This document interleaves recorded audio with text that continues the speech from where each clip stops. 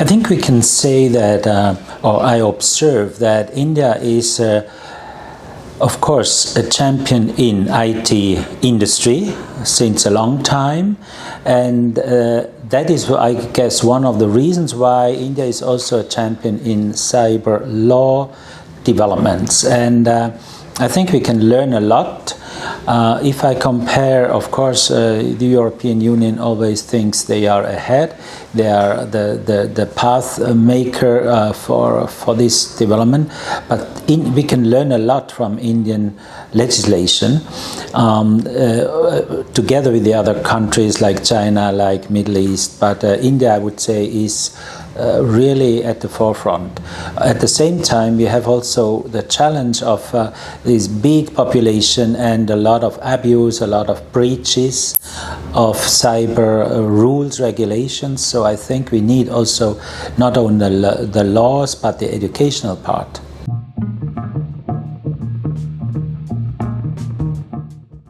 Yes, I think we need both. You know, ethical behavior has to do with my own character, with our education of the children. And then comes the law, which is forcing us and threatening us, and we need both. We are humans, we are weak. Awareness is not enough. Awareness is the first step and very important, but we also need then the law enforcement of the courts of justice and so on. So on the awareness level, the challenge is that the development is so fast, and children are using all these devices. So one of the recommendations is also what I call a data or a cyber fasting or Sunday, a holiday. We need breaks where we say, okay, we go for a walk with a family, or we have holidays and we leave our devices behind. We need cyber or devices free spaces where we train ourselves in human communication. We lose or we reduce our capacity to communicate, to listen, to be compassionate, to be empathetic to the others, to look in the eyes of the other and say, I see this and this, and what you express. So the human communication has to be redeveloped as an answer to the threats of all this cyber world and avatars and fake news, because only then we can maintain our capacity to distinguish between artificial and human or natural.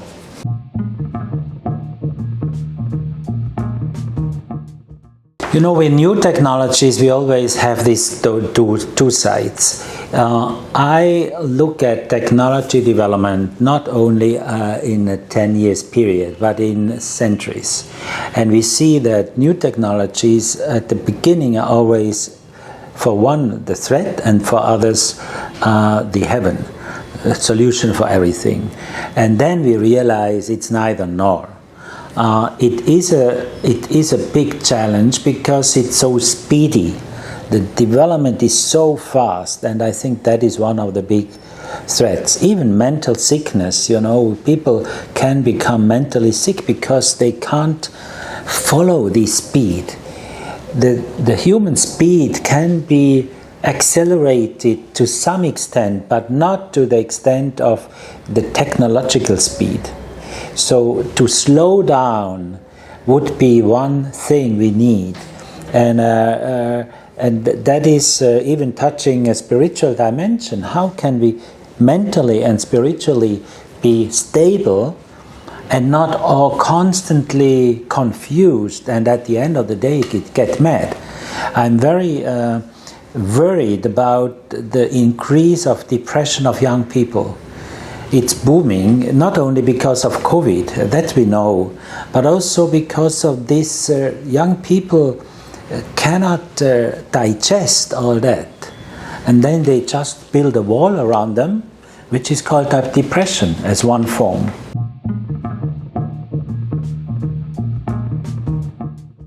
As an individual, I think what I try to say with protecting us from too much consumption of all these devices. We become addicted, or many, especially younger people, become addicted.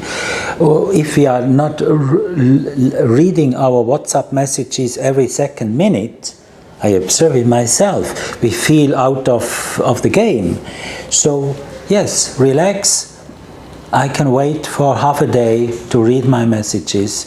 I sleep and I am not afraid about all the cyber breaches during my night time. So otherwise we get crazy. So I think it is a golden age of cyber criminals, but at the same time, as individuals, we can, to some extent, still swim against the flow of water. What does it mean? It means I'm not on Instagram, I'm not on this and that, I'm on other devices, but I don't need to be overall present, and that has to do with a psychological issue. Today, many people think we are a nobody if we are not constantly messaging, putting our photos on the social media. That gives us the self-confidence that we are recognized and we have 2-3 likes for every photo that we send. And we should become less dependent on the likes, the hearts and the comments of people.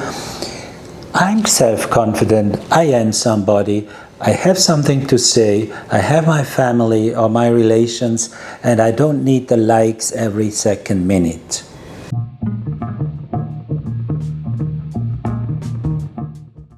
It's a big issue, and as it was mentioned, especially for elections, I mean, this is then highly political if with fake news elections are influenced in a heavy way, as we know it since 4 years, since 8 years even, but now it's becoming much more dangerous.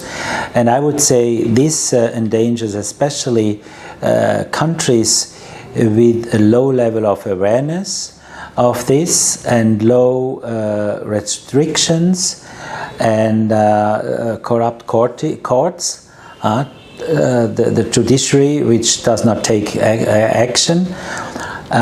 So this is very severe, and I think India is again, as I said earlier, well placed because you are aware or you have a lot of measures, but also the exposure is bigger than in other countries.